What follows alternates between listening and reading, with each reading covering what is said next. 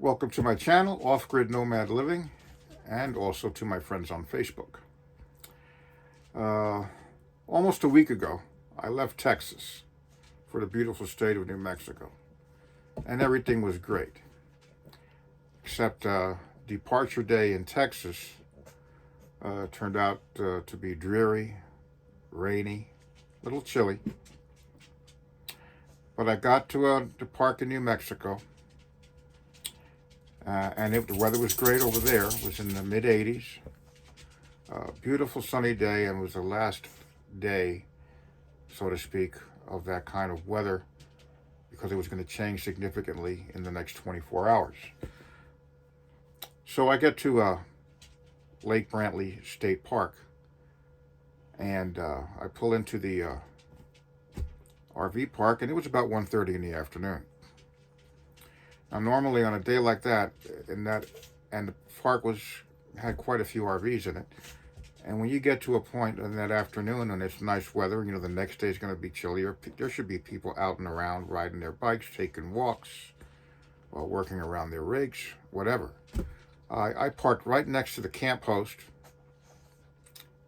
and then I just looked around.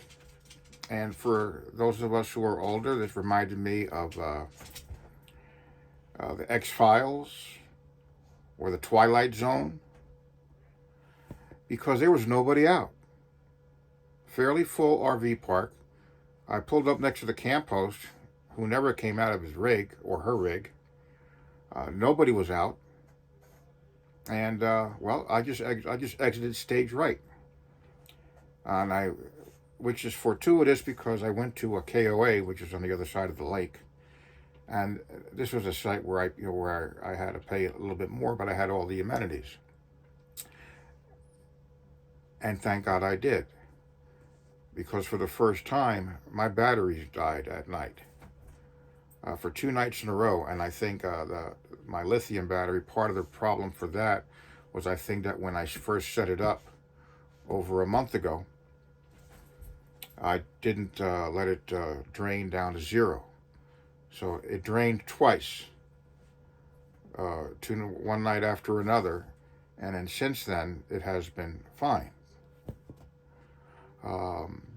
So that problem was surmounted and dealt with, but it just a little bit weird, and it's something to get used to because you're out here, you're on your own, and I was in the middle of nowhere, even though there were people around me. But if I had a problem that had to get fixed, it would not have been easy to do. So now I was significantly altering my trip, because at the time it was on the second day of having the power going out. Then when I plugged in the shore power, everything started working again. So I was changing the way I was going to travel, because I wanted to be able to have hookups in case I needed them. So I decided to cross over and come over to another state park in New Mexico, and because I actually wanted to buy the pass. And I'm driving through a mountain range, and I'm steadily going up to where I'm almost at 9,000 feet elevation. And me being the genius that I am, I was about 11:30 a.m. in the morning on travel day now, where I still have in the back of my mind that I got a battery problem. I'm traveling up this mountain, and we're starting to traverse it and go down and up and down and up, and steadily increasing to almost 9,000 feet. No cell service, nothing up there. I mean, if you had to have a satellite. And I'm driving, and I got this trailer, and it's a small trailer, it's not that heavy, but I've never driven that high up before. And then all of a sudden, 11:30 in the morning, I come across this fog. And I'm like, wow, this is awesome. I mean, I've never seen fog this late in the day, Oh, and prior to that, before I started hitting the elevation, I was looking on a Drive weather app I have, and it said I'm going to have snow on the way. And of course, I ran into sleet and slush and snow before I started hitting the elevation. So I'm getting hit by all these different senses and feelings and things I haven't seen in decades. So anyway, when I hit this fog, I started thinking, well, it's kind of late in the morning for fog, right? Well, at 9,000 feet over sea level, above sea level, I was actually in the clouds. So when that hit, then all of a sudden, I'm like, oh, I'm holding up traffic because I'm driving, I'm trying to drive 12, 20 miles below the limit, and I'm backing up traffic, and there's really nowhere to turn off because these roads were blasted in the rock. So whenever I did have a place to pull over, I did to let traffic pass by me. Going up, going down, going up, going down. Even went through a tunnel at one point that was drilled right through the rock. And then I start traveling through the White Sands Reservation, the missile proving range, and still got that power thing on my mind. As well as, I just went through 9,000 feet, and now I'm still almost at 4,500 feet elevation. I'm probably not going to hit sea level anytime soon. So now I'm at this beautiful state park called Elephant Butte State Park, and near Truth or Consequences, New Mexico. Beautiful place. This is my third day. I'm going to be here one more day, and I want to keep on testing my systems. For example, right now I hooked up to shore power briefly. Now I've been running off my batteries.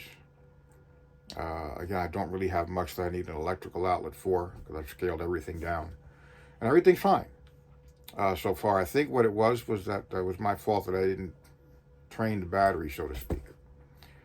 And then you add in the weather, and then you add in the X-Files experience at that park with no people in it that was full of RVs. And now here I'm at a beautiful place, and if you saw the photos I put out on Facebook, coyotes, I'm sure I'm in bear country. Beautiful area. So anyway, I have my state pass. You pay $225 as an out-of-stater. There are 30 New Mexico state parks, and if you elect to go to a park and boondock, which means you do not need any hookups, water or power, it's free. There's no charge.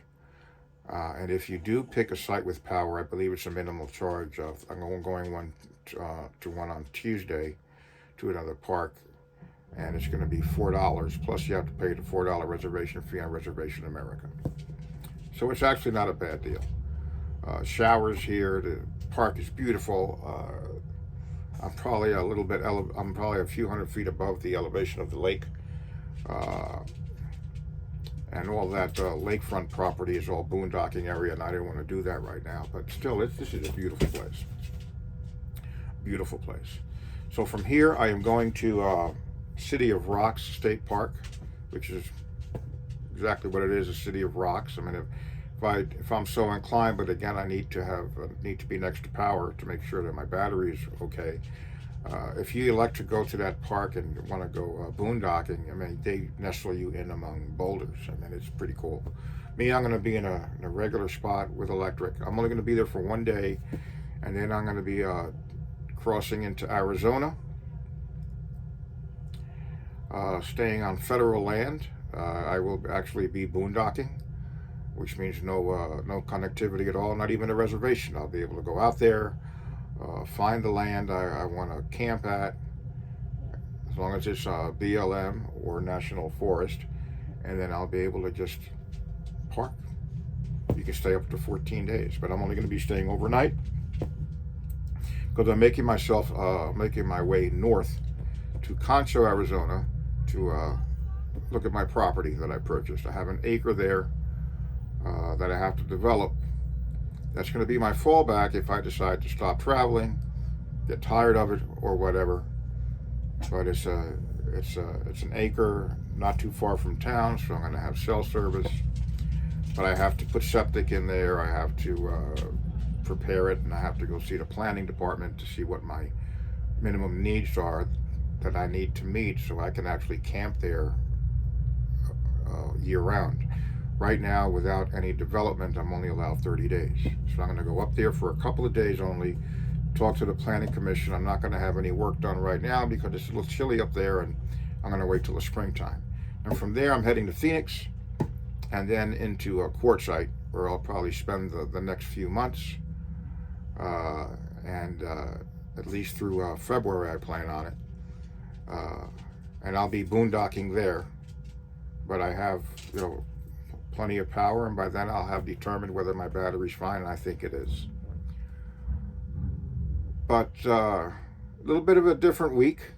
Everything was going smoothly, but as you start traversing and especially hitting the federal lands, which you start hitting into New Mexico, and Arizona, Utah, Colorado, a lot of the land is owned by the federal government.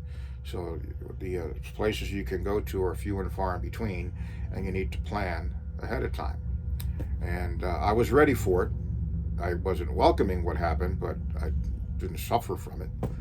When I woke up and I found I didn't have any heat because there was no power, I just right away went in and cut the shore power on. But even if necessary and I don't have any shore power, I can always connect to my truck, turn the truck on, and that'll be enough to kick in my battery and restart it, so to speak, if it gets to zero. Not to mention I have a generator that's dual fuel, propane and gas, and I also have my Blue Eddy solar generators, power stations, that total about 4,000 watts. So I'm fine. It's just that everything was happening, and this was all a little weird. And after the great time I was having and showing you the videos, taking pictures of the beautiful lake here and the lake there, and all of a sudden I ran into a little bit of calamity, and it was welcome. A little weird, but it was welcome. So now I'm just enjoying the day, taking some time. The dogs are staring at me, and I'm gonna keep on going with my little trip. And if you guys have any comments, let me know. Anything you want to see. I didn't take too many videos here because I am away from the lake, so to speak. But I did take a couple of snapshots. You'll see them on Facebook. I couldn't put them on YouTube. Oh, and another thing that happened. I get here to Elephant Butte State Park, and I get an email from YouTube saying that they banned my channel because of scamming and deceptive advertising. Now, you guys, I only had 3 videos on there, and I looked at them sideways, upside down, with my eyes behind my head, and I didn't do anything that was suspect in any way, shape, or form. I sent them an email to that effect, and they sent me a reply back this morning that my channel is back up because I made a mistake. I believe that they don't have anybody actually listening or watching the channels, but they have a computer program with an algorithm that probably took a word I said and right away flagged me, and they dropped me. So they meant as easily as they yanked me off, they put me back on. So hopefully I'll be back to submitting videos again. So anyway, now I apologize for my being all over the place with my commentary. This is new to me. Also with the kind of hectic week I had in climbing. Probably the worst thing was not the X-Files episode. It wasn't even the battery. It was climbing the mountains to over 8,000 feet, almost 9,000 feet.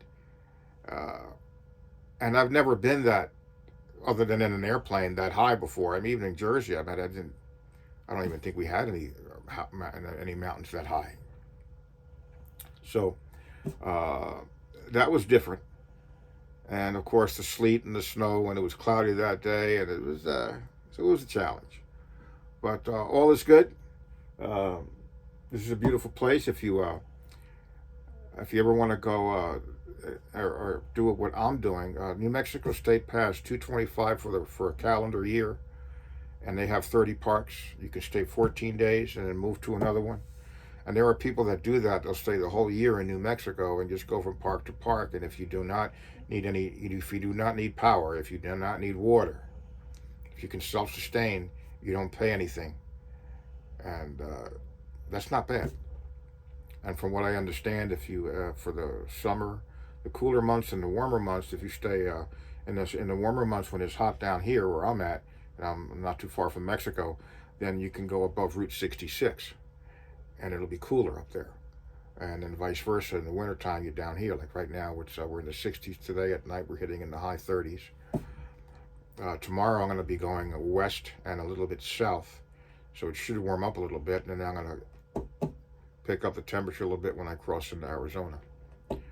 But anyway, if you have any requests, anything you want to see, don't like what I'm doing, or bored, or whatever, or want me to change something up, just let me know. But everything will be, from here on in, everything will be more rustic.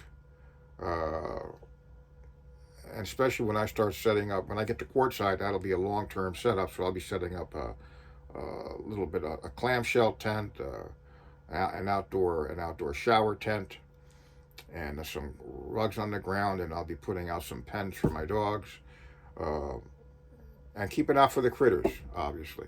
And this morning, I'm coming back from Walmart. I saw a coyote that looked like he was well fed. Well, my sister mentioned that the coyote looked well fed. So, well, and then we're right by a major lake, so there's a lot of food sources here for them. But anyway, you guys and gals have a great day, and thanks for watching my video, whether it's on Facebook or my fledgling channel. And we'll see you next time.